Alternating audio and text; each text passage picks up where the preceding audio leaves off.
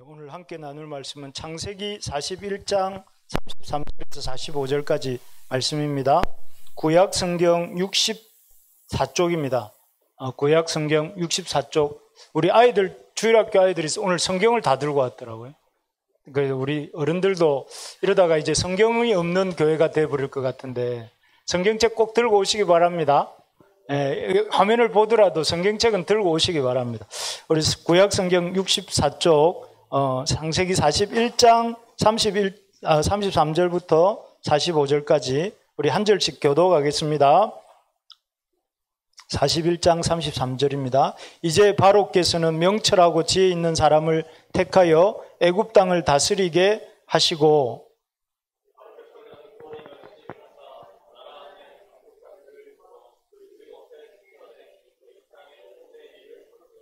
그들로 장차 올 풍년의 모든 곡물을 거두고 그 곡물을 바로의 손에 돌려 양식을 위하여 각 성읍에 쌓아두게 하소서.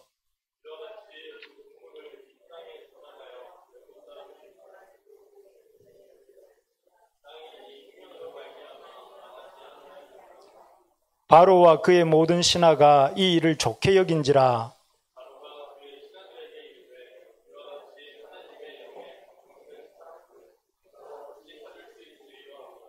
요셉에게 이르되 하나님이 이 모든 것을 내게 보이셨으니 너와 같이 명철하고 지혜 있는 자가 없도다.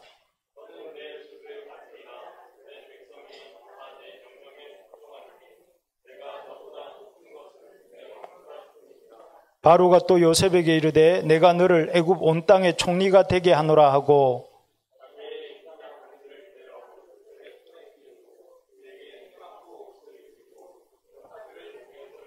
자기에게 있는 버금 수레를 그 수레에 그를 태우매 무리가 그의 앞에서 소리 지르기를 엎드리라 하더라. 바로가 그에게 애굽 전국을 총리로 다스리게 하였더라.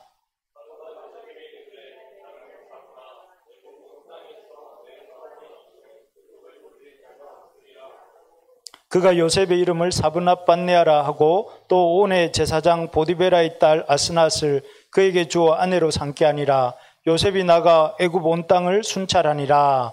아멘. 그 성경에서 가장 갑작스럽고 놀랍게 운명이 바뀌는 경험을 한 사람은 누굴까요? 방금 읽었지 않습니까? 우리 새로운 자매님, 교회가 낯설겠지만 누굴까요? 가장 갑작스럽고 놀랍게 운명이 바뀌는 방금 읽은 요셉입니다. 요셉. 우리가 없는 어려운 걸 질문하지 않습니다. 우리가 요셉이야말로 성경에서 가장 이렇게 갑작스럽게 거의 시간제 알바생에서 그룹 회장 정도 되는 갑자기 초고속 승진을 한 사람이라고 할 수 있겠죠.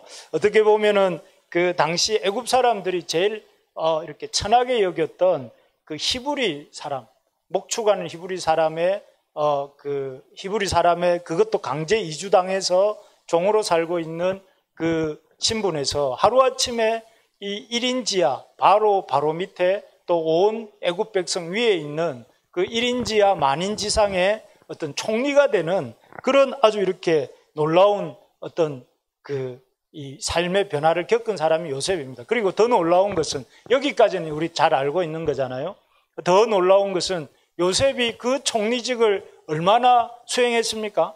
총리, 여러분 우리가 보통 최장 총리 이러면 2년, 3년 이렇게 우리나라에서는 오래 했다고 하는데 요셉은 무려 70년간 이렇게 어느 날 갑자기 총리가 된 다음에 70년 동안 총리직을 유지했어요. 이게 더 놀라운 거죠. 사실 보통 이렇게 낮은 신분에 있다가 고위층이 되면은 사람이 변질되잖아요.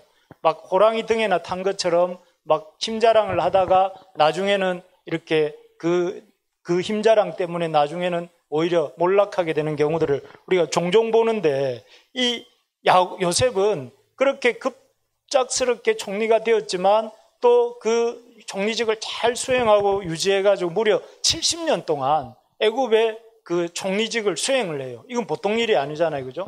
1년, 10년 하는 것도 대단한 일인데 10년 정도가 아니라 70년 동안 총리직을 수행했다면 참 우리가 한 번쯤 생각해 볼 필요가 있습니다.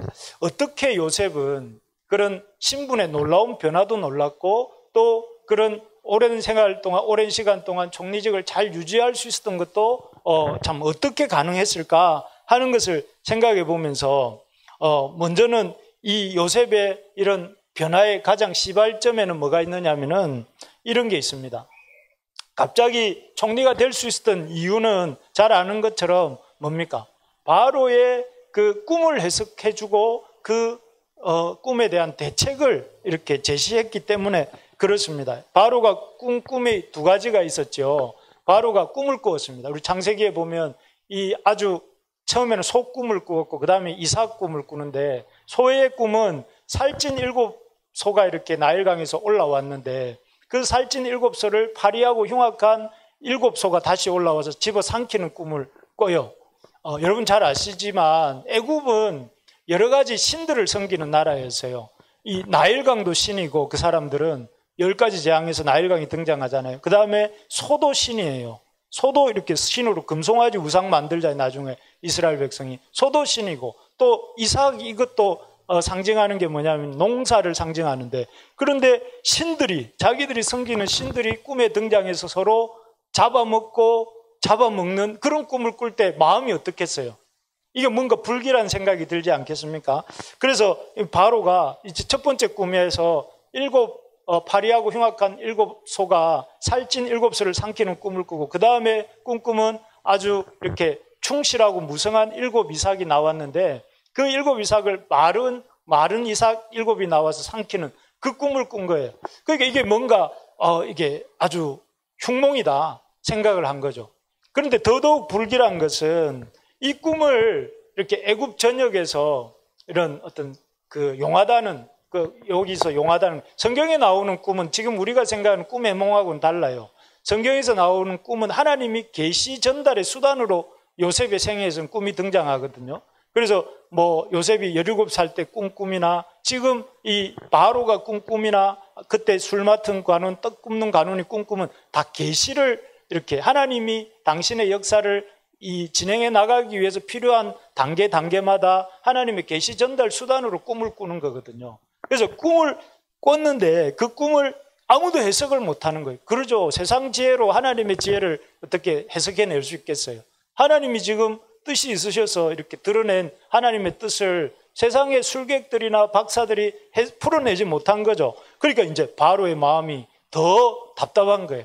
이 꿈이 뭔가 의미가 심장한 것 같은데, 그리고 이 꿈이 뭔가 우리 애굽의 그 장래와 직결되는 것 같은데, 그리고 내 이 왕자와도 직결되는 것 같은데 이 꿈에 대해서 누구도 이렇게 시원한 말을 해주지 않으니까 답답하던 찰나에 누가 등장하냐면 술관원이 등장합니다. 술관원이 등장해서 이제 요셉을 소개한 거죠. 이 사람은 2년 전에 요셉의 꿈 해몽을 덧입어서 이제 이 복직되었던 경험이 있었던 사람이죠. 그래서 이 술관원의 추천으로 요셉이 그 시간제 알바생 아니면은 강제 이주 노동자였던 요셉이 그 당대 최강의 나라 애굽의 그 왕 앞에 바로 앞에 그 이렇게 등장하게 된 것입니다. 그러면서 그 꿈을 해석해 주죠. 그 꿈은 두 가지 꿈이 이 속꿈이나 이삭 꿈이나 다 한 가지다.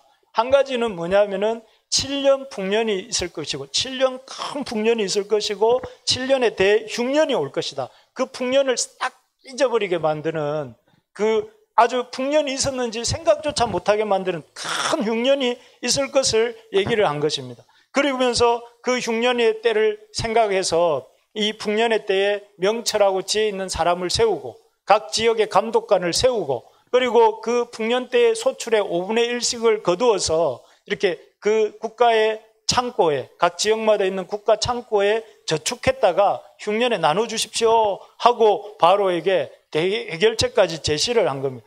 이 말이 바로의 마음을 시원하게 했습니다. 100년 묵은 체정이 고구마 100개 먹은 답답함이 확 내려가는 그런 이렇게 시원함을 줬던 것 같아요. 그래서 우리 38절 우리 같이 한번 읽어보겠습니다. 38절 시작.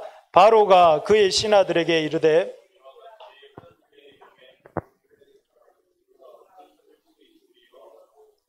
여기에 보면 바로가 너무 마음이 시원했습니다.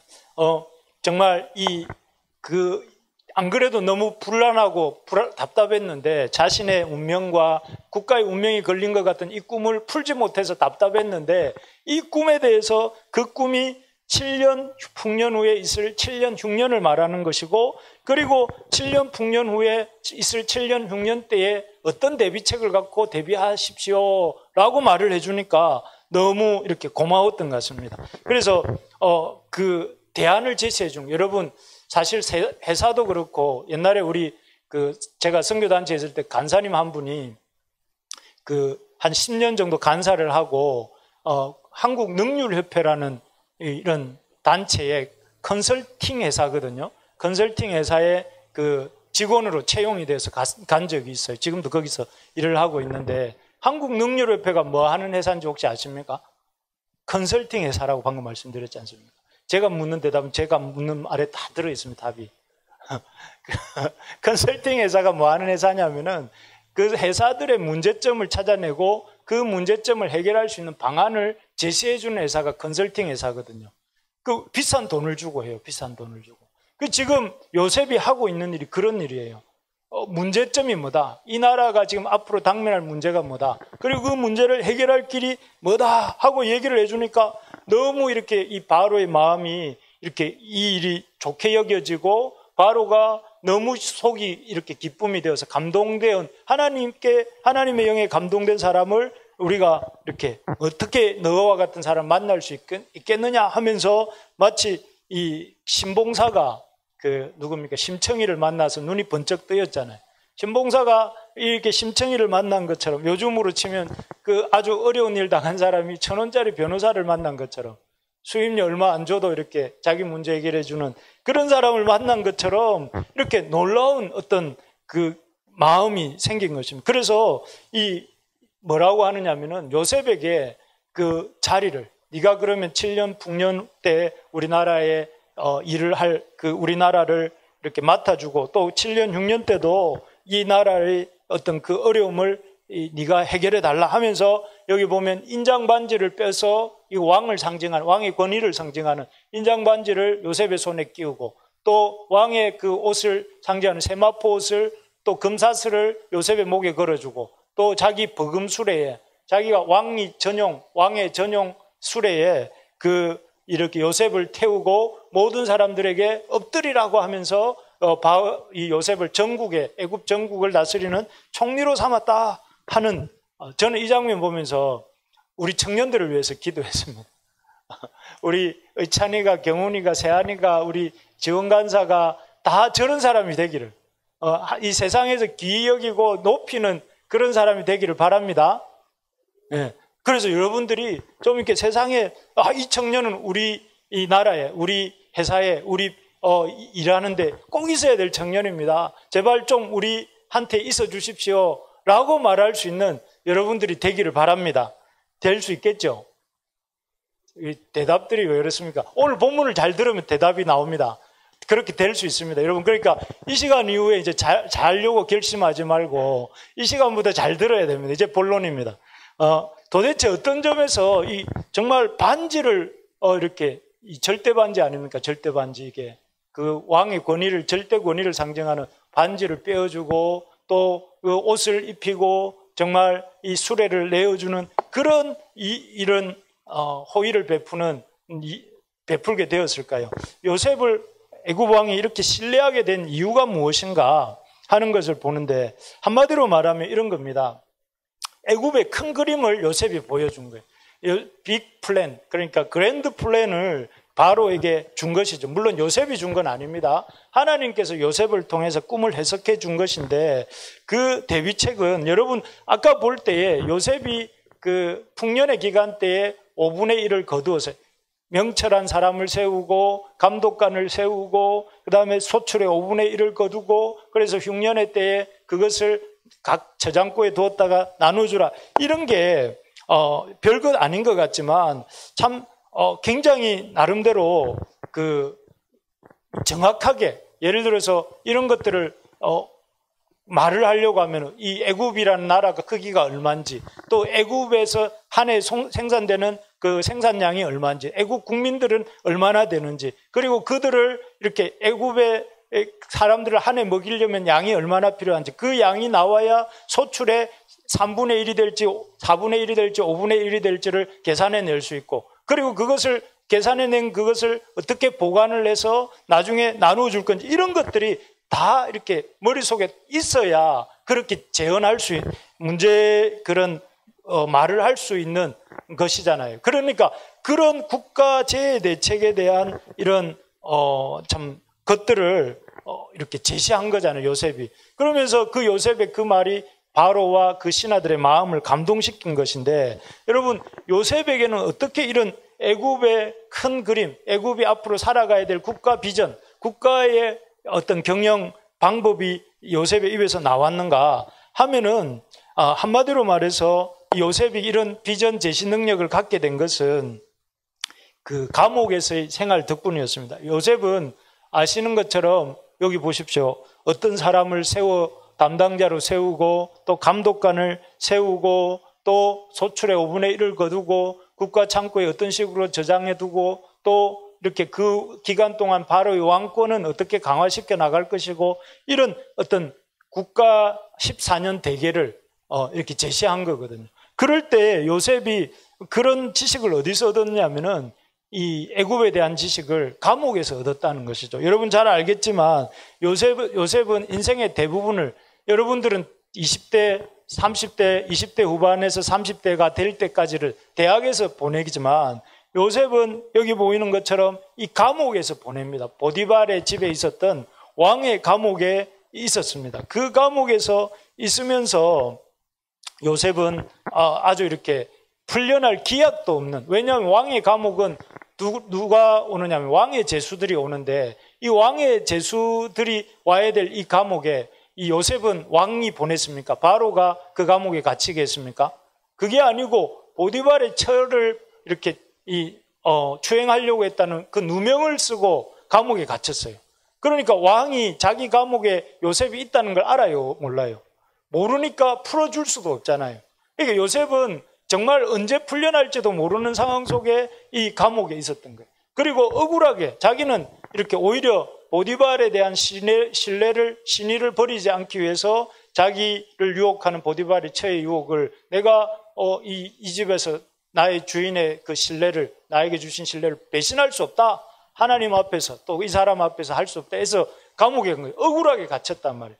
그런 상황이라면 보통 어떻습니까? 나는 죽도록 일해서 어떤 회사를 살려놨는데 그 회사가 나를 고소해가 내가 감옥에 갔다면 그 회사에 대한 감정이 어떻겠습니까? 안 좋겠죠. 그런 상태인데도 요셉이 그래서 감옥에 있는 상태 속에서 좌절하고 낙심하고 분노하고 이렇게 화가 날 만한 그런 상황에서 요셉이 뭐를 했느냐 하면은 오히려 그 감옥에서 자기에게 맡겨진 일들을 성실하게 수행합니다. 자기에게 맡겨진 일들은 뭐였느냐 하면은 그 죄수들을 섬기는 일이었죠. 그 죄수들을 섬기면서 그가 배운 게 뭐냐면 애굽에 대한 지식입니다. 지식. 여러분 방금 말했지만 왕의 감옥이라고 했는데, 왕의 감옥이니까 죄수들이 누가 들어올까요? 잡범들이 들어올까요? 예를 들면 소매치기, 도둑놈, 절도범, 아니면 강도, 이런 사람들이 들어올까요? 아니면 왕과 관련된 사람들이 들어오겠죠. 애굽에서 애굽 나라와 왕의 그 정치와 관련된 한 0.01% 정도의 사람들, 뭐 그 앞에도 본 것처럼 술관원, 떡관원 이런 사람들처럼 아주 요직에 있는 사람들이 들어온단 말이에요. 그러니까 그 사람들은 대화의 내용이 주로 뭐겠습니까? 어떻게 하면 도둑질을 잘할 것인가가 아니라 이 사람들이 하는 내용들이 애굽의 나라에 대한 정치, 경제, 애굽의 사회, 문화 이런 얘기들을 했을 것입니다. 그러니까 그들과 매일 그들을 섬기면서 수발 들면서 요셉이 그들의 하는 대화를 들었겠죠. 그들이 주고받는 대화를 들었을 것이고, 그 대화를 들으면서 요셉 속에는 이 애굽이란 나라가 어떤 나라인가, 애굽의 인구가 얼마인가, 애굽의 그 주요 산업은 무엇인가, 애굽의 농사는 어떻게 지어지고 있는가, 애굽은 어떤 정치는 어떻게 이루어지고 있는가, 뭐 이런 것들을 다 들었을 거란 말이에요. 그러면서 그런 것들을 가지고 앞에서 보았던 이런 제의를, 이런 얘기들을 할 수가 있었던 거죠. 애굽의 크기가 얼마구나, 그리고 애굽에는 한 해 소출이 얼마구나. 그리고 애굽에서 이렇게 농사에 종사하는 사람들은 얼마쯤 되는구나. 그리고 그 사람들에게서 나오는 소출을 어느 정도를 거두어야 이렇게 이 나머지 7년 동안 이 사람들이 먹고 살 수 있겠구나. 창고는 얼마나, 저장은 얼마나 할 수 있겠구나. 이런 것들을 배운 것이죠. 그래서 결국은 참 이 요셉이 어떻게 바로의 마음을 시원하게 하고 바로의 신하들을 안심시키는 그런 대책을 제시할 수 있었느냐 하면은, 감옥에서 그 10년 가까이 있었던 그 감옥 생활, 30세에 총리가 되는데 요셉이 붙들려 갔던 게 17살이잖아요. 그러니까 13년 정도의 기간 동안 이 감옥에 있으면서 애굽에 대한 지식을 배웠다는 것입니다. 여러분, 우리 한번 따라해 봅시다. 일상이 중요합니다. 뭐가 중요하다고요? 일상 속에서 요셉은 어떻게 보면 자기가 보디발의 감옥에 있을 동안에 앞으로 내가 이렇게 바로 앞에 서게 될 거야. 바로 앞에 서서 바로의 꿈을 해석하게 될 거야. 이걸 생각하지 않았어요. 그걸 생각지도 못했죠. 그냥 그에게 주어진 것은 자기가 감옥에 있다는 것이고 자기에게 맡겨진 사람들이 있었다는 것이잖아요. 그런 그 상황 속에서 열심히 그 왕의 제수들을 섬기는 일을 성실히 감당하다 보니까 그 일상들이 누적되다 보니까 이렇게 하나님 앞에서 애굽을 보는 눈이 생긴 거예요. 그리고 그 애굽에 대한 문제점들에 대해서 하나님이 꿈 해석할 권리, 그것은 주셨지만 꿈 해석을 한 다음에 그 나라를 어떻게 해야 될지를 요셉은 생각해낸 거죠. 그리고 그것에 대해서 이렇게 바로에게 알려주었고 바로가 그것을 아주 좋게 여긴 이런 상황인 것입니다. 여러분, 우리가 기억해야 될 게 뭐냐면 일상 속에서 준비된 사람이 하나님 역사에도 쓰임받는다 하는 것이에요. 그래서 우리가 생각해 볼 때 일상 내가 하고 있는 학업이라든지 내가 하고 있는 일이라든지 내가 감당하는 어떤 것들이 별거 아닌 것처럼 느껴질 수도 있고 별로 의미 없는 것처럼 느껴질 수도 있습니다만은 그 일을 열심히 감당해야 됩니다. 예를 들면 모세도 있습니다. 모세 잘 아시죠? 모세가 그 출애굽을 하기 전에 전직이 뭐였습니까? 양치는 일이었어요. 그죠? 모세는 40년 동안 도망을 가서 40년 동안 양을 치고 있었습니다. 양을 칠 때 목자가 제일 관심 갖는 게 뭐겠습니까? 양의 목숨. 그리고 양의 목숨을 잘 보존하기 위해서는 어디 가면 풀을 뜯길 수 있는지, 어디 가면 물을 먹게 할 수 있는지, 어디 가면 맹수를 피해서 있을 수 있는 이런 것들을 열심히 생각했겠죠. 했다고 해주세요. 열심히 생각했을 거 아닙니까? 열심히 생각을 했는데 그 40년 동안에 자기는 허송세월을 자기가 원래 왕이 될 사람이었는데 그 왕이 될 사람이 양을 치고 있으니 얼마나 내가 보잘것없는 일을 하고 있다고 스스로 그런 자조적인 생각이 들었겠어요. 그런데 생각하지 않고 모세가 열심히 양을 치다가 나중에 하나님 부르심을 받잖아요. 부르심을 받고 출애굽한 이후에 광야에서 200만 가까운 유다 백성들을, 이스라엘 백성들을 이끌고 다녔단 말이에요. 그때 뭐가 쓰임받은 거예요? 40년 동안의 이 목자 생활을 하면서 배웠던 그 지식들이 하나도 이렇게 헛되지 않고 어디로 이끌어가야 될지, 어디에서 머물러야 될지, 무엇을 먹여야 될지, 맹수들을 어떻게 피해야 될지 이런 목자의 마음을 갖게 된 것입니다. 만약에 그가 이 목자 생활을 하면서 귀찮고 짜증나서 집어 던졌다면 어떻게 됐을까요? 아마 훗날 이 출애굽한 이스라엘 백성을 이끌어가는데 큰 어려움을 겪지 않았겠습니까? 어려움을 겪었을 거예요. 그때 잘해둘 걸 이런 생각이 들었을 거예요. 우리가 일상 속에서 별것 아닌 것 같은 삶이라 할지라도 여러분 코람데오, 이 요셉의 인생에서 중요한 단어가 코람데오 아닙니까? 코람데오가 무슨 뜻입니까? 하나님 앞에서, 내가 하나님 앞에서 이 죄를 범할 수가 없습니다 하고 그 보디발의 처에게 했던 말인데요. 그 하나님 앞에서의 정신과 자세가 필요합니다. 여러분들이 하고 있는 전공이 무엇입니까? 우리 청년들. 여러분들이 하고 있는 그 전공에서 여러분 최선을 다해서 지식을 배워 가십시오. 그 지식이 하나님 역사에 꼭 쓰입니다. 그래서 여러분 어떤 생각을 가져야 되냐면 내 일상이 하나님의 일터다 이런 생각을 가져야 돼요. 내가 공부하는 것, 내가 하고 있는 그 공부에서 여러분 그냥 대충 남들만큼 하겠다 이렇게 생각하지 말고 그 일에서 최선을 다해서 배우고 또 그런 어떤 이 실력을 키워 가십시오. 그래야 여러분 그렇게 배우고 갖춘 실력을 나중에 하나님 쓰신다는 것입니다. 집사님들이 일을 하시잖아요. 일터에서 그 일을 하고 있는 현장에서 어떻게 하든 최고의 어떤 일꾼이 되도록 일할 수 있는 일하는 사람이 될 수 있도록 열심히 일하시기 바랍니다. 대충 하지 마시고 열심히 잘 배워두시기 바랍니다. 그렇게 하다 보면 그렇게 일상들이 쌓이고 누적되다 보면 우리도 모르게 하나님이 나중에 필요할 때 탁 뽑아서 하나님이 필요한 일에 쓰신다 하는 것입니다. 그래서 여러분 이 대충 살면 안 되고 열심히 공부하시고 열심히 일하시고 또 열심히 그 속에서 연구하면서 하나님 앞에서 내 삶을 이렇게 살아가는 저와 여러분들 되기를 바랍니다. 그래서 지금 열심히 안 사는 사람은 20년 후, 30년 후에도 하나님 열심히 안 살 것이고 하나님 안 쓰신다는 거예요. 하나님은 준비된 자를 통해서 일하신다. 여러분 동의하십니까? 네. 그래서 준비된 우리 부르심의 교회 청년들, 집사님들, 우리 주일학교 학생들이 다 되기를 소망합니다. 두 번째로 보면 요셉이 감옥에서 배운 것이 뭐냐면 삶의 매너입니다. 매너, 태도. 우리가 중요하게 생각할 게 10년 넘게 왕의 감옥에서 왕의 제수들을 전담하면서 원래 그 히브리 사람들을 애굽은 강국이에요. 애굽은 굉장히 우리 잘 알잖아요. 4대 문명 하면은 티그리스 문명, 황하 문명, 유프라테스 또 겐지스 문명, 나일 문명 이렇게 4대 문명이라고 하잖아요. 그러니까 아주 오래 전부터 이런 문명국이었어요. 문명국. 그런 그 중동 지방의 중심지였단 말이에요. 거기에서 보면 이 히브리 사람들은 변방이었어요. 아주 오랑캐, 우리로 치면 오랑캐들이었어요. 그런 오랑캐 출신인 그 요셉이 자기들을 수발든다고 할 때에 참 요셉 입장에서는 굉장히 위축될 만한 또 그런 힘든 사람이에요. 그리고 또 요셉은 성경에 보면 요셉이 어릴 때부터 결함이 있는 사람이었잖아요.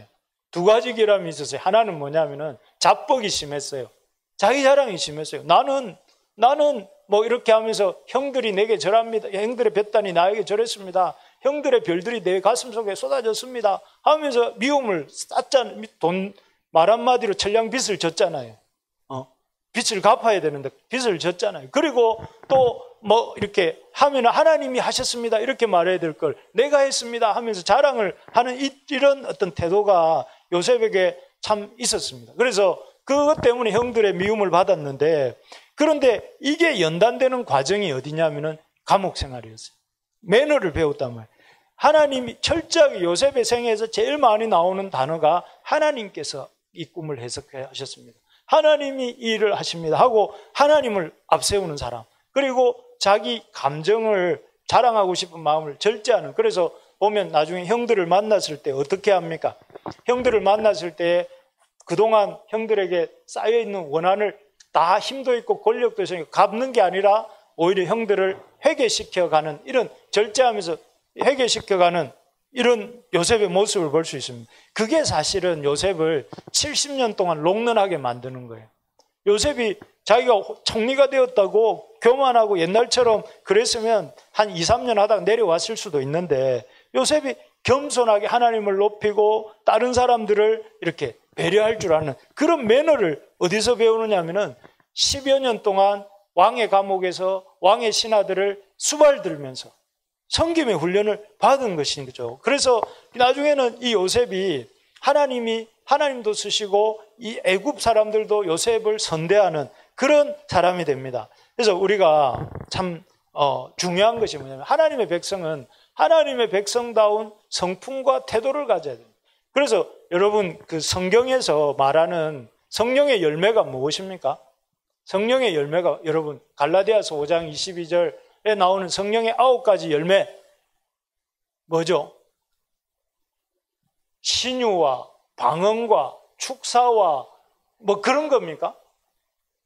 기적을 행하는 겁니까? 성령의 역사가? 우리 보통 한국 사람은 그렇게 생각을 해요. 근데 성령의 열매는 분명히 방금 여러분들 말씀하려고 했던 것처럼 뭐였습니까? 사랑과 희락과 화평과 오래 참음과 자비와 양성과 충성과 온유와 절제라고 이렇게 말씀하잖아요.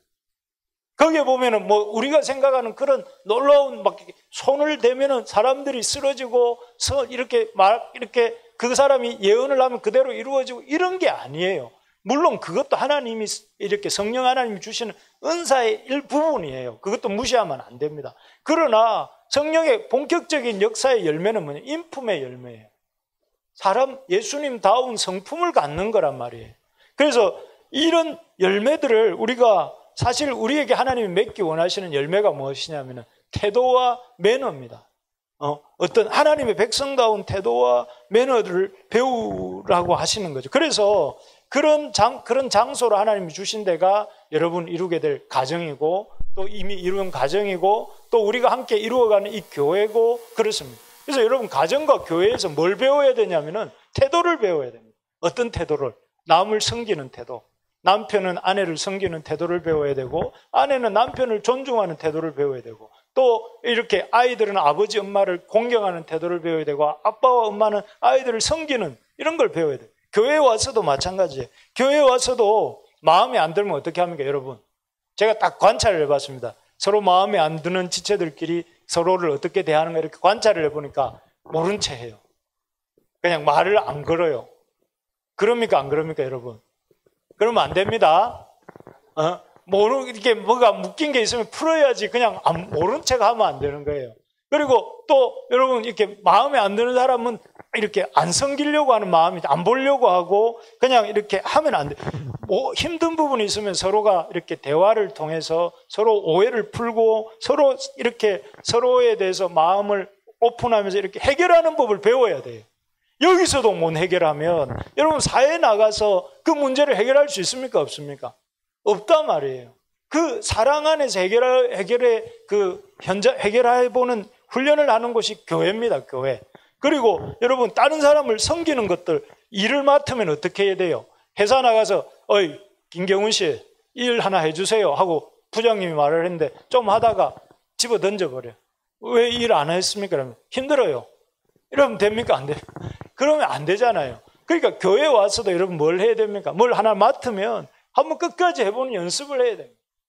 그래서 그걸 해보다 보면 나가서도 그걸 하게 됩니다. 우리가 그래서 교회 안에서도 끝까지 어떤 일을 맡으면 열심히 해보는 훈련을 해야 되고 또 교회 와서 좀 힘없고 약한 지체들 또 이런 사람들을 섬기는 훈련. 그래서 교회가 뭐 하는 곳이냐면은 여러분 사랑과 섬김을 훈련하는 곳입니다. 그래서 여러분 교회 안에서 참 이렇게 제가 우리 청년들한테 주고 싶은 말이 뭐냐, 어떤 신랑감, 신부감을 요즘 그런 기준이 제가 이성교제에 대해 주는 가이드라인이 다 틀린 게 많더라고요.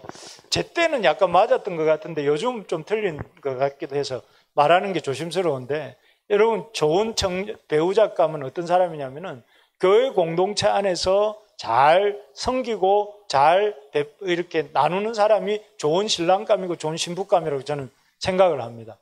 교회 공동체 안에서 입증이 돼 있잖아요. 별로 다들 표정이 찬양자 맞는 것 같아요. 목사님 말이. 한참 뭐가 이렇게 따로 나중에 좀 만나봅시다.